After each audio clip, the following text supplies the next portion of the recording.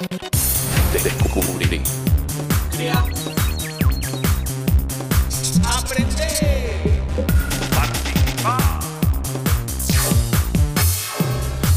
Televisión más internet. www.encuentro.com.ar.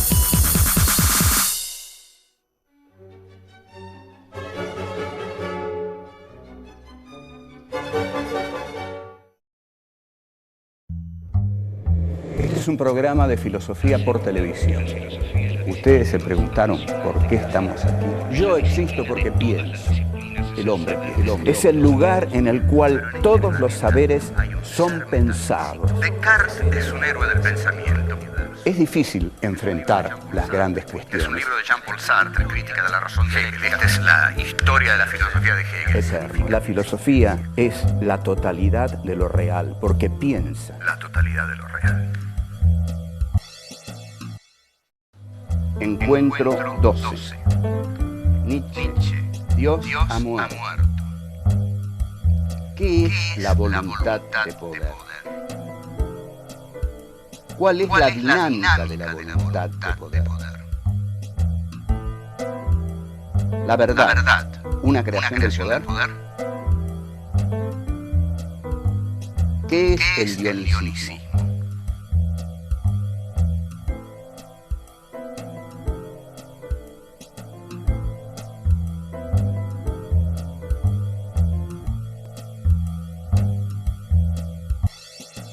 Continuamos con Nietzsche. Habíamos dicho que el principio fundamental de la filosofía de Nietzsche es el concepto de vida.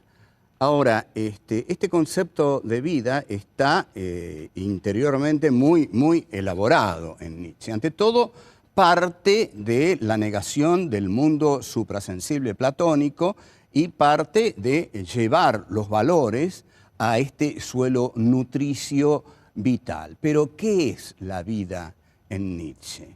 La vida en Nietzsche, esto es así, fundamental, decisivo, tiene dos valores. Los valores de conservación y de aumento. Hay vida porque la vida tiende a conservarse. Conservándose va a poder aumentar. Pero la vida también sabe que si solamente se conserva, va a morir. Conservarse es morir. Solo aquello que nos hace aumentar, que nos hace tener más vida, nos permite conservar lo que tenemos. Pero aquí entramos en un aspecto esencial. Este espacio vital que Nietzsche describe con las categorías de conservación y aumento, para Nietzsche va a ser la voluntad de poder. Y acá comenzamos el análisis del concepto fundamental en Nietzsche de voluntad de poder. Para mí es el concepto central de la filosofía nietzscheana. Otros van a decir que no, porque se basa en un libro que dicen Nietzsche no llegó a terminar. Sin embargo, y van a decir también que en esto yo estoy de acuerdo con Heidegger. Y en este punto sí estoy de acuerdo con Heidegger, porque Heidegger interpretó muy bien a Nietzsche, porque Heidegger interpreta a Nietzsche desde una visión muy cercana a la del nacionalsocialismo, y yo estoy bastante de acuerdo en considerar que Nietzsche es un proto-nacionalsocialista y que Heidegger fue, en efecto, un pensador nacionalsocialista. La enorme complejidad de esta cuestión es que los dos fueron desaforadamente geniales. Es decir, no es cuestión de ser nacionalsocialista y tirarlos a un costado. No se puede tirar a un costado a semejantes pensadores porque la historia de la filosofía no se entiende. Es tal la influencia de Nietzsche, es tal la influencia de Heidegger, que si los dejamos de lado, no entendemos la filosofía del siglo XX en totalidad. De modo que pensemos lo que pensemos sobre Nietzsche y Heidegger y sus opciones políticas, tenemos que estudiarlos a fondo. Voluntad de poder. Los dos ejes dinámicos de la voluntad de poder son los de conservación y aumento. La voluntad de poder es el devenir de la vida. Hay un devenir de la vida porque la vida es voluntad de poder. Fíjense la belleza estética de esta idea. La vida deviene porque es voluntad de poder. ¿Qué es la voluntad de poder? La voluntad de poder, como dije, se estructura en base a estos dos conceptos, conservación y aumento. La voluntad de poder conquista, obtiene, domina. Todo eso que lo tiene que conservar. Pero hay algo, y esta es una idea genial, hay algo que la voluntad de poder tiene que querer ante todo para poder realizarse. La voluntad de poder tiene que quererse a sí misma. La voluntad de poder tiene que querer a la voluntad de poder. Es decir, es un impulso vital que se quiere a sí mismo por sobre todas las otras cosas. Así como el deseo hegeliano se quería a sí mismo por sobre todas las otras cosas y no le importaba morir con tal de conservar ese deseo. Bueno, la voluntad de poder, y aquí ven ustedes las ligazones que se pueden establecer entre la filosofía, porque las filosofías no andan una por allá y otra por acá. No. Nietzsche había estudiado muy bien la dialéctica del amo y el esclavo en Hegel, y Hegel había dicho, el deseo es deseo porque ante todo se desea a sí mismo. Y si el deseo se desea a sí mismo, es porque encuentra en sí, en tanto deseo, su condición de posibilidad. Y para que ese deseo sea más importante que el miedo a morir, ese deseo tiene que desearse mucho a sí mismo. Entonces, la voluntad de poder, Nietzsche toma este esquema y dice, lo primero que tiene que querer la voluntad de poder no es dominar lo que está más allá. Lo primero que tiene que querer la voluntad de poder es la voluntad de poder. La voluntad se quiere a sí misma. Una vez que la voluntad se quiere a sí misma, advierte la voluntad de poder que todo aquello que conquista lo tiene que conservar. Pero también advierte, y este es el paso fundamental, que si todo aquello que conquista lo tiene que conservar, y si meramente lo conserva, se muere. El que solamente conserva lo que conquistó, se muere. Porque para conservar lo que uno conquistó, tiene que seguir conquistando. La voluntad de poder tiene que ir aumentando constantemente su poder, sus conquistas.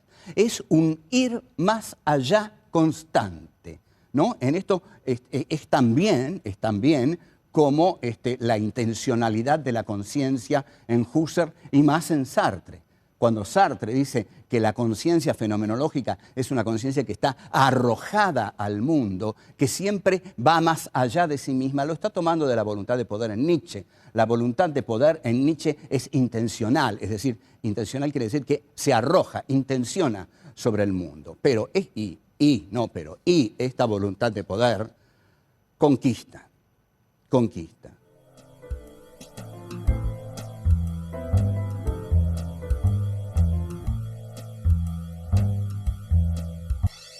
La vida es voluntad de poder, el mundo es voluntad de poder. Bush ahora en Irak es voluntad de poder. ¿Qué está haciendo Bush?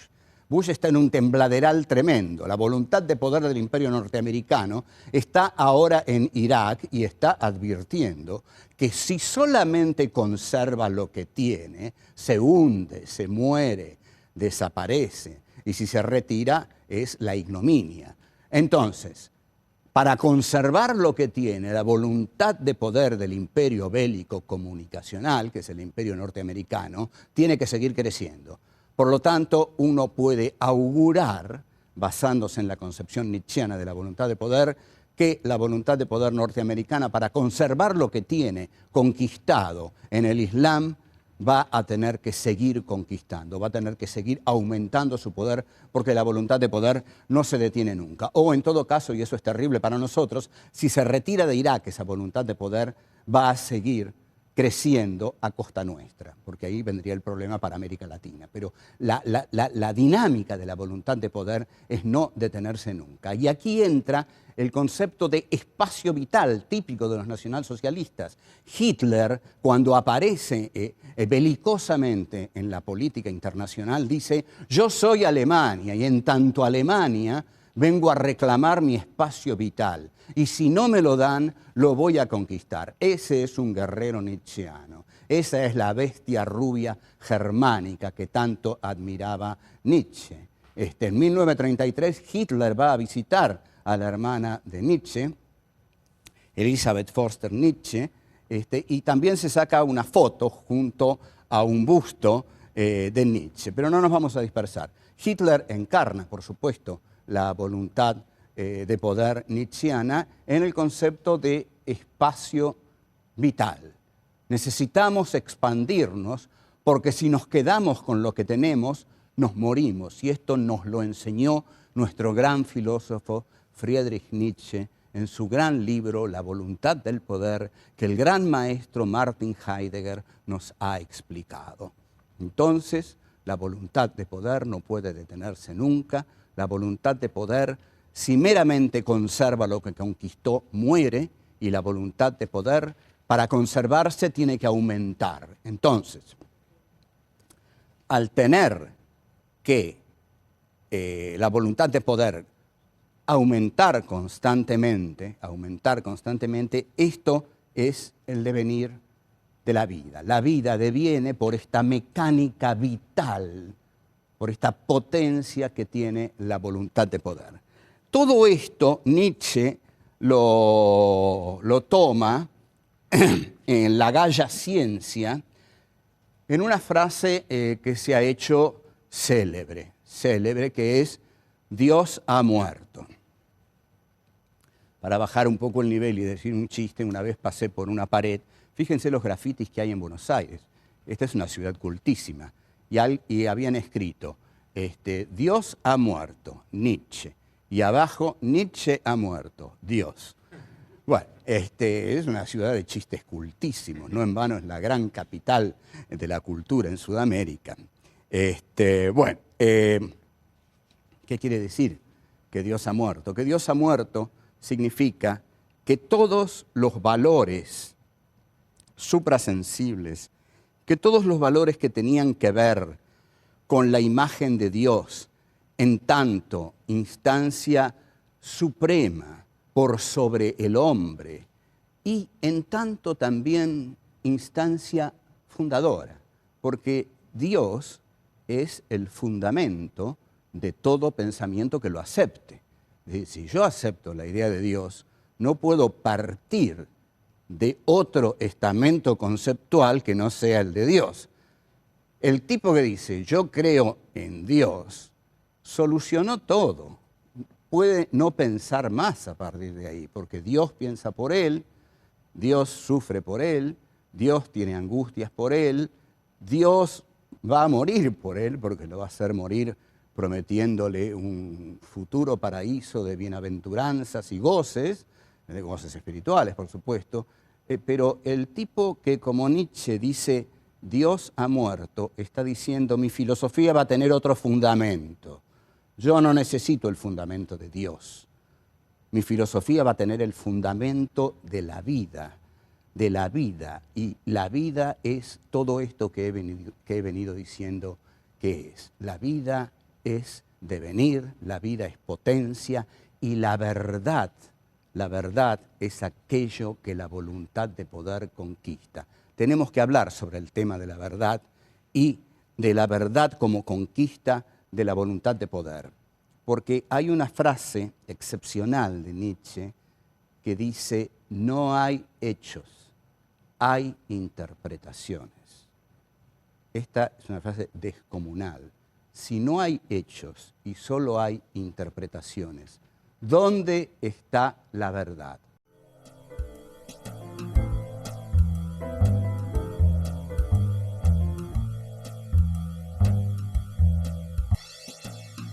La verdad, va a decir Nietzsche, y en esto Michel Foucault lo va a seguir muy bien, porque Foucault es un gran discípulo de Nietzsche, La verdad es una conquista de la voluntad de poder.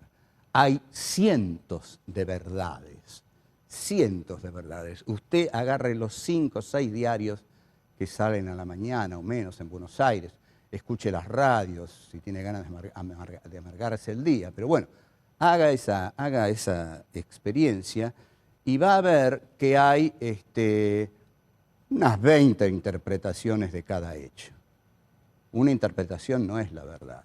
Hay un hecho, pero después hay 20 interpretaciones. ¿Cuál es la verdad? La verdad es la que la voluntad de poder logra imponer. O sea que hay una relación entre verdad y poder. La verdad es una creación del poder. La verdad es, por ejemplo, dictar la agenda. Si yo tengo un diario a la mañana, 2 radios a la mañana, 2 radios a la tarde y 2 canales de televisión a la noche, a la mañana lanzo cualquier noticia en la primera de las radios. En la segunda de las radios llamo a uno de los implicados en la noticia y lo pongo en contacto con cualquier otra persona. Discuten, se pelean, ya tengo armada más la noticia. En el noticioso del mediodía digo, gran debate entre fulano y mengano. Debaten, entran otros, opinan otros. A la tarde saco en la primera plana, el escándalo del día es el que yo largué a la mañanita nomás. Y a la noche hago una enorme mesa redonda en mi canal con todos los grandes filósofos, pensadores, periodistas, economistas, y todo el mundo está discutiendo lo que a la mañana a mí se me ocurrió largar en mi pequeño periódico de la mañana. Esa es la verdad del poder. Ahí nadie está discutiendo la verdad. Está discutiendo la verdad que un determinado poder mediático impuso ese día en la sociedad. Entonces, con esto quiero decir que la verdad es hija del poder. La verdad es hija del poder. Por ejemplo, vamos a un ejemplo más contundente. Cuando Jean Baudrillard, el filósofo postmoderno, un tipo muy, muy inteligente, a comienzos de los 90, escribió un libro que se llamaba La guerra del Golfo no ha tenido lugar, lo que quería decir es que de esa guerra nadie vio nada. Nos transmitieron por televisión un montón de brillos. ¿Y dónde está la verdad? La verdad eran esos brillos. Esa era la guerra del Golfo. De la guerra del Golfo supimos muy, muy poco. E incluso de lo que está pasando en Irak, de lo que está pasando en Guantánamo, sabemos lo que nos hacen saber. ¿Y por qué sabemos lo que nos hacen saber? Porque ellos tienen el poder de hacernos saber lo que quieren que nosotros sepamos. Entonces, la verdad es la colisión de las verdades, porque a esa verdad que yo sé que se me está imponiendo por los medios de comunicación, le voy a oponer otra, desde otro lado, que seguramente es mucho más débil, pero es otra verdad, y otra verdad, y otra verdad, y otra verdad. Las verdades incluso colisionan entre ellas, se odian entre ellas, guerrean entre ellas, pero la que triunfa, la que establece una hegemonía siempre, es la que está respaldada por la mayor fuente de poder que la emite. Entonces, este es el concepto que Nietzsche maneja de verdad. Es decir, la verdad es una conquista de esta voluntad de poder. El pensamiento de Nietzsche, como vemos, es un pensamiento belicoso que concibe a la verdad como lucha, que concibe a la verdad como justamente como una expresión poderosa de esa voluntad que necesita aumentar constantemente para conservarse. Y para aumentar tiene que conquistar. Y para conquistar tiene que establecer sus verdades como la verdad. Cuando yo establezco mi verdad como la verdad, mi voluntad de poder ha triunfado. Nietzsche va a llamar nihilismo, por fin, a ese poder que tuvo el pensamiento platónico de las ideas perfectas o el pensamiento religioso también sobre la vida. Es decir, ¿qué le reprocha Nietzsche al pensamiento suprasensible?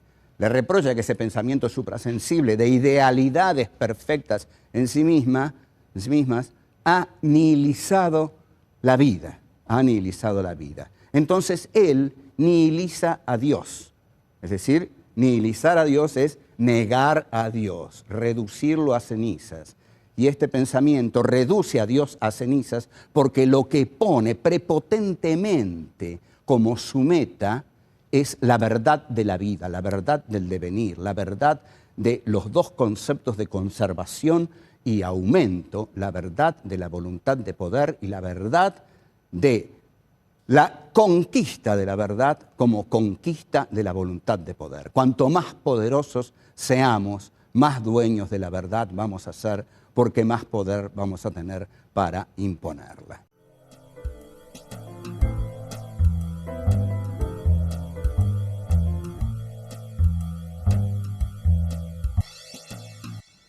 Si nos remitimos a los griegos, vamos a encontrar y vamos a entender más qué es lo que Nietzsche quiere decir. Nietzsche, la primera obra de Nietzsche es el origen o el nacimiento de la tragedia. Yo creo que Nietzsche no era un filósofo muy culto, pero es un filósofo de una enorme riqueza, muy buen escritor. Y ustedes observen lo siguiente. Nietzsche, con su concepción de la historia, viene a quebrar el optimismo hegeliano, el optimismo de Marx, basado en que alguna vez, sin duda alguna, una clase social privilegiada iba a ordenar la historia. No, para Nietzsche la historia es caos. Es caos. Y ese caos lo deslumbra. La historia son verdades que colisionan las unas contra las otras. La historia es la lucha por imponer mi poder al poder del otro, y al someter el poder del otro y mi poder resulte ganador, mi poder va a instaurar una verdad y esa va a ser la verdad. Todo este remolino es lo que Nietzsche va a llamar el dionisismo. Está basado en el culto de Dioniso. Dioniso o Dionisios, que lo vamos a llamar Dioniso. Dioniso, el dionisismo, es un culto griego basado en la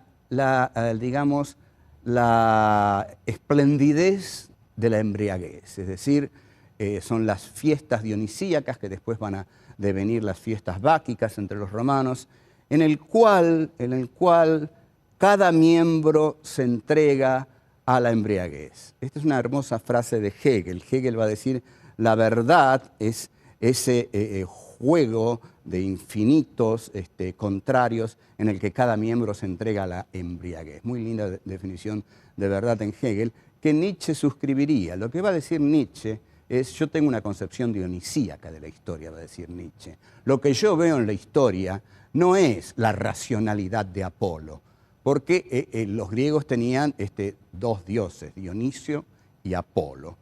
Y Dioniso era el dios de la embriaguez, es decir, el yo se pierde en la fiesta dionisíaca. Esto es lo que más va a valorar Nietzsche, la pérdida del yo, la pérdida de la individualidad. En este sentido es totalmente antirromántico en un siglo romántico, es antihistoricista en el siglo de la historia, un tipo muy original. Pero lo que va a decir Nietzsche es justamente, en la fiesta dionisíaca, a través de la embriaguez, cada uno pierde el sentido del yo. Y hay que atreverse a perder el sentido de la individuación, porque allí donde perdemos el sentido de la individuación, estamos cerca de la locura. Y ni usted ni yo queremos sentir la cercanía de la locura, porque eso sí que es el terror. Entonces, hay que tener el coraje de entrar en la fiesta dionisíaca, embriagarse hasta morir, o hasta vivir hasta los extremos, de ya no saber quién o qué es uno. Esto es lo que Nietzsche llama lo dionisíaco. Y su concepción de la historia, su concepción de la voluntad de poder, de la bestia rubia, de las aves de rapiña, de los guerreros, toda esta concepción es dionisíaca, sanguínea, barbárica, conquistadora. Y es en este sentido, por supuesto, que le viene como servida a los nacionalsocialistas, lógico. No es que Nietzsche se lo haya propuesto, pero digamos que hizo los méritos suficientes. Alfred Baumler va a ser, durante el régimen de Hitler, el que va a editar las obras completas de Nietzsche, y Alfred Rosenberg, el autor del mito del siglo XX, que lo van a ahorcar en Nuremberg, es el que va a imponer a Nietzsche como lectura oficial del Tercer Reich. Pero tengamos claro esto, el dionisismo se opone a lo apolíneo. Lo apolíneo es lo claro y distinto cartesiano, digamos. Es la razón, la racionalidad, el control. Un ser apolíneo no pierde su individualidad ni se embriaga en una bacanal a través de la cual va a perder su centro. Porque lo fundamental del dionisismo es que pierde el centro del yo. Y en este sentido Nietzsche es totalmente anticartesiano, porque reniega de la centralidad del ego. El ego se pierde en la fiesta dionisíaca. Entonces, este es un pensador que exalta los instintos. Para Nietzsche no hay nada más hermoso que entregarse a los instintos. Los instintos son la verdad y la razón de Occidente ha venido a cercenar al hombre. Este es el mensaje más poderoso que Nietzsche deja para quienes habrán de sucederlo y encontrar en él una riqueza profunda en este pensamiento. En este preciso pensamiento dionisíaco de Nietzsche, hay un poema de William Blake, un poeta que dice, todo deseo contenido engendra peste. Y Nietzsche va a decir, todos los instintos que el hombre contiene en sí a través de la cultura apolíneo-burguesa, a través de la piedad y la compasión y el ascetismo cristianos, que censuran, que laceran a los instintos más auténticos, salvajes, brutales, descontrolados del hombre, todo eso es peste. Lo que el hombre necesita es entregarse desaforadamente, desbocadamente a sus propios instintos y ahí perderse como hombre racional y recuperarse, sí, como ave de rapiña, como bestia, es decir, como guerrero bárbaro que se goza a sí mismo y goza a los demás en medio de una orgía interminable. Ese es el hombre de los instintos que Nietzsche nos plantea. Como vemos, algo muy distinto del hombre racional, cartesiano, del sujeto constituyente kantiano y del sujeto absoluto hegeliano. Cuando Hegel dice lo real es racional, lo racional es real, Nietzsche le diría nada de eso, nada de eso. Los instintos, dionisismo y locura.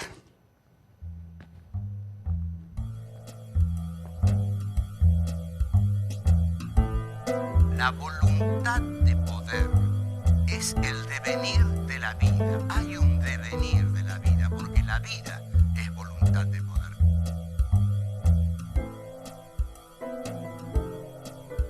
Conservarse es morir.